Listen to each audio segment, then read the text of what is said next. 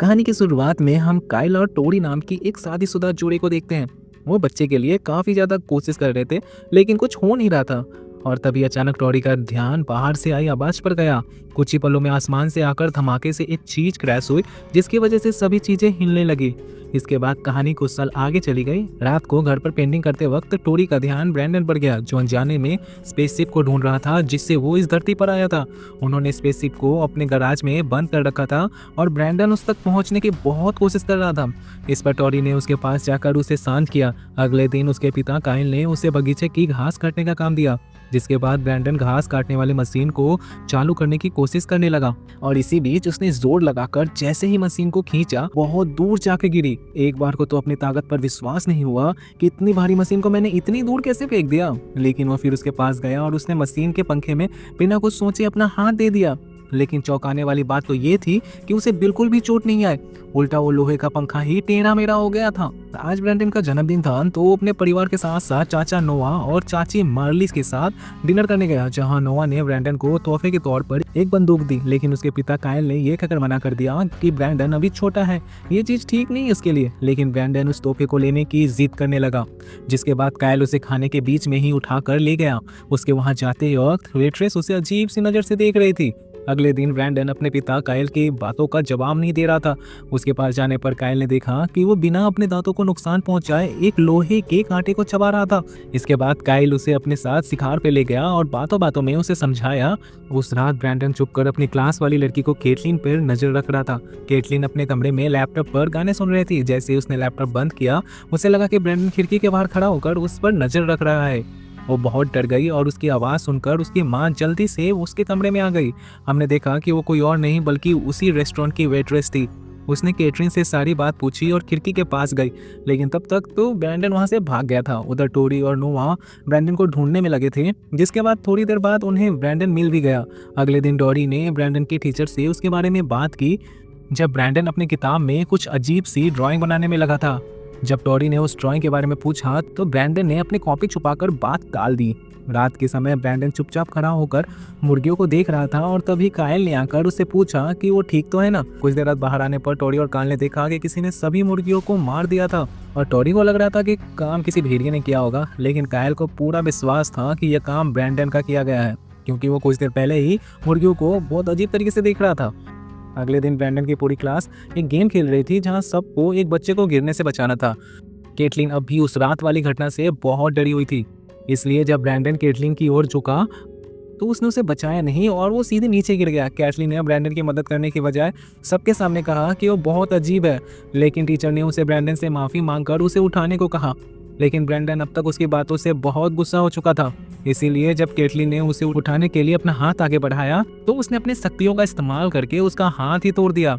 बाद में उसे प्रिंसिपल ऑफिस ले जाया गया, जहां केटलिन की मॉम और टोरी में बहुत बहस हुई और केटलिन की मां ने तो ब्रैंडन को अरेस्ट तक करने की मांग की, लेकिन पुलिस ने उसे छोटा बच्चा समझकर इस बात को रफा दफा कर दिया। ब्रैंडन वहीं बाहर बैठा ये सारी बातें सुन रहा था। उसी रात जब टोरी और काइल ब्रैंडन के बदले हुए बर्ताव के बारे में बातें कर रहे थे और तभी टोरी को ब्रैंडन की आवाज़ आई और जब उसने जाकर देखा तो ब्रैंडन स्पेसशिप के पास हवा में उड़ रहा था। और जैसे ही उसके पास पहुंची तो ब्रैंडन नीचे गिर गया और इसी बीच उसके हाथ में चोट भी लग गई, और जो कि आज पहली बार हुआ था कि उसे तो किसी भी चीज़ से चोट लगती ही नहीं थी। और टोरी ने नीचे जाके शांत करने की कोशिश की, लेकिन अब तक ब्रैंडन को पता चल चुका था कि टोरी उसकी मां नहीं है और असल में वो आसमान से स्पेसशिप में आया था। उसने टोरी पर आज तक धोखे में रखने का इल्ज़ाम लगाया और वहाँ से चला गया। उधर केटलिन अपने कमरे में थी, जहाँ ब्रैंडन उसे मिलने पहुंचा, लेकिन केटलिन ने साफ कह दिया कि उसकी माँ ने उसे ब्रैंडन से बात करने से साफ मना किया है। इस पर ब्रैंडन ने जवाब दिया कि वो इस प्रॉब्लम को दूर कर देगा और उसे फूल देकर वहां से चला गया।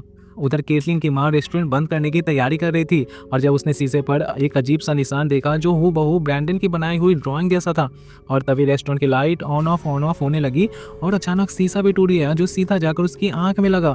अब उसे कुछ अच्छे से दिखाई तो नहीं दे रहा था, लेकिन वो ये जरूर समझ चुकी थी कि कोई तो वहाँ जरूर है। इसीलिए उसने बचने के लिए बेसबॉल बैट पकड़कर हवा में घुमाना शुरू कर दिया, लेकिन ब्रैंडन इधर से उधर बहुत तेज रफ्तार से जा रहा था, इसीलिए उसे बेसबॉल बैट से कोई फर्क नहीं पड़ा। अपनी जान बचाने के लिए केटलिन की मां फटाफट दूसरे कमरे में पहुंची और उसने दरवाजा बंद कर दिया, लेकिन ब्रैंडन ने अपनी आंखों से लेजर मारकर वो लोहे का दरवाजा बीच से काट दिया और केटलिन की मां को बेरहमी से मार डाला। अगले दिन शेरिफ अपनी टीम के साथ केटलिन के मां के मर्डर की तहकीकात करने पहुंचा, जहां उसने भी खिड़की पर ब्रैंडन की बनाई हुई अजीब सी ड्राइंग देखी। उधर स्कूल में उसकी आंटी मर्लिंग ने काउंसलर होने के तौर पर ब्रैंडन से बात करने की कोशिश की, लेकिन ब्रैंडन ने कोई जवाब नहीं दिया। इसलिए मर्लिंग कहने लगी कि उसे इस बारे में उसकी माँ से बात करनी पड़ेगी। अब कायल को भी लगने लगा था कि उसके बेटा कोई इंसान नहीं है बल्कि एक हैवान है। आखिर से पकड़ने से कोई किसी का हाथ कैसे तोड़ सकता है। उधर भी मर्ली भी अपने काम में लगी हुई थी जब अचानक से लाइट ऑन ऑफ होने लगी। उसने दरवाजे पर जाके देखा तो ब्रैंडन उसे मिलने आया था। ब्रैंडन ने उसे साफ तौर पर धमकी दी कि अगर वो उसकी माँ से बात ना करे तो ये सबके लिए अच्छा होगा, लेकिन मर्लिन ने इस बात से गुस्सा होकर उसे घर जाने को कहा और दरवाजा बंद कर लिया। उसे लग रहा था कि उसके कहे मुताबिक वो घर चला गया होगा, लेकिन ब्रैंडन तो खिड़की के बाहर से मर्ली को देख रहा था। इसके बाद वो चुपके से घर में घुस गया, लेकिन थोड़ी देर बाद उसका चाचा घर आ गया, जिसने उसे अलमारी में देख लिया। उसकी इस हरकत की वजह से वो बहुत गुस्सा हुआ और ब्रैंडन को गाड़ी में बैठाकर घर ले जाने लगा। उसने कहा कि वो इस बारे में उसकी माँ को सब कुछ बताएगा और ब्रैंडन को पकड़कर जबरदस्ती गाड़ी में बैठाने लगा।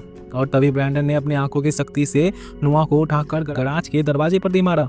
इसके बाद नोआ डर के मारे अपनी गाड़ी में बैठकर वहां से भागा, लेकिन रास्ते में उसने देखा कि ब्रैंडन उसके ट्रक का पीछा कर रहा था।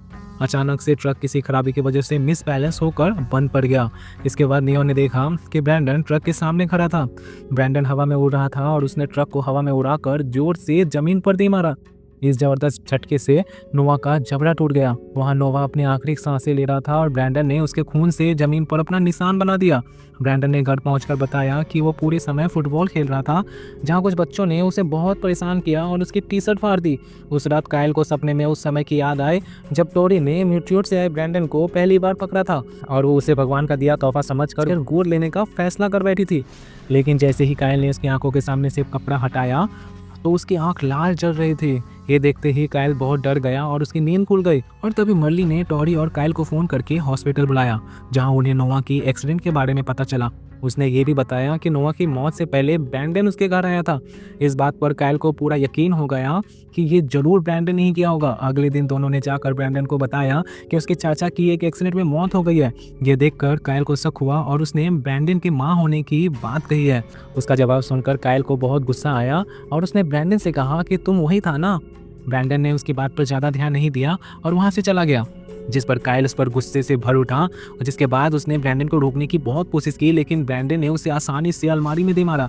थोड़ी देर बाद कायल ने ब्रैंडन के कमरे में जाकर उसकी टी शर्ट ढूंढी जिस पे खून के निशान थे और तभी अचानक से ब्रैंडन नहाकर बाहर आ गया, लेकिन कायल ने चालाकी से उस टी शर्ट को छुपा लिया। वहां से निकलकर कायल ने टोरी को वो टी शर्ट दिखाई, लेकिन टोरी ने अपने बच्चे के खिलाफ कुछ भी मानने से इनकार कर दिया। उधर शेरिफ सभी केसेस के फाइल पढ़ के उनके बीच में कोई लिंक ढूंढने की कोशिश कर रहा था। अगले दिन कायल ब्रैंडन को एक बार फिर से शिकार खेलने ले गया। उनके निकलने के बाद शेरिफ टोरी से मिलने पहुंचा और उसने रोड पर बने ड्राइंग्स दिखाकर उससे कुछ सवाल पूछे, लेकिन टोरी ने साफ कह दिया कि उसे इस बारे में कुछ नहीं पता। शेरिफ के चले जाने के बाद टोरी ने ब्रैंडन के कमरे में जाकर उसके कॉपी खोली, जहां उसे सेम ड्राइंग बार बार बनी हुई दिखी। उसने उन सभी लोगों की तस्वीर भी बनाई थी जिन्होंने उसने मारा था और साथ ही दुनिया पर कब्जा करने की भी बातें भी लिखी हुई थी। उधर जंगल में कायल ने ब्रैंडन को आगे चलने को कहा और सही मौका मिलने पर उस पर गोली चला दी, लेकिन गोली ब्रैंडन के सर से टकराकर नीचे गिर गई। कायल ने उसे ढूंढने की कोशिश की, लेकिन ब्रैंडन बड़ी रफ्तार से इधर से उधर उड़कर चला जाता। थोड़ी देर बाद वो कायल के सामने आकर खड़ा हो गया। अब उसके चेहरे पर वो लाल रंग का डरावना मुखौटा आ गया था। डर के मारे कायल ने माफ़ी मांगने की कोशिश की, लेकिन ब्रैंडन ने उसकी एक न सुनी और अपनी आंखों से निकलने वाली लेज़र उसके सर के आर पार कर दी। और उधर टोरी ने कायल को फ़ोन करने की कोशिश की, लेकिन ब्रैंडन ने फ़ोन उठाकर बताया कि कायल को तो मैंने मार दिया, एक काम करता हूँ घर आ जाता हूँ। ये सुनकर टोरी बहुत डर गई और घर से भागने की कोशिश करने लगी, लेकिन तभी ब्रैंडन बड़ी रफ्तार से घर को चीरते हुए उठने लग गया और टोरी ने डर के मारे टेबल के नीचे छुपकर पुलिस को फ़ोन किया और खबर मिलते ही शेरिफ अपनी टीम के साथ उसे बचाने पहुंच गया। लेकिन इससे पहले कि वो कुछ कर पाते, ब्रैंडन ने तेजी से आकर शेरिफ को एक ही झटके में मार दिया। इसके बाद टोरी ऊपर भाग गई और डिप्टी ऑफिसर ने बैकअप टीम को बुलाने की कोशिश की, लेकिन तभी उसने देखा कि ब्रैंडन उसके सामने खड़ा था और उसने डिप्टी ऑफिसर को भी एक ही झटके में मार दिया। और टोरी समझ गई थी कि अगर वो घर में रही तो बच नहीं पाएगी, जिसके बाद उसने चुपचाप वहाँ से कूदकर भागने की कोशिश की।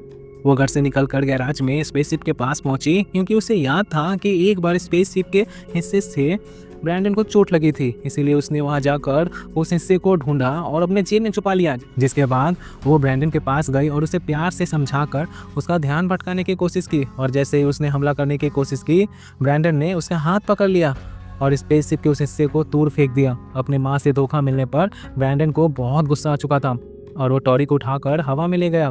हवा में बहुत ऊपर पहुंचाने के बाद उसने टॉरी को नीचे फेंक कर मार डाला। इसके बाद हमने देखा कि ब्रैंडन एक उड़ते हुए हवाई जहाज के सामने खड़ा था। अगले दिन जहाज के कुछ हिस्से टॉरी और काइल के घर के पास पड़े थे और एक न्यूज़ रिपोर्टर ने बताया कि टेक्निकल गड़बड़ी की वजह से रात को एक हवाई जहाज घर में क्रैश हो गया और घर में सो रहा एक शादीशुदा जोड़ा जिनके नाम टॉरी और काइल थे, इस हादसे में मारे गए। अगर वीडियो पसंद आई हो तो वीडियो को लाइक कर देना और चैनल को सब्सक्राइब कर देना। मिलते हैं अगले वीडियो में।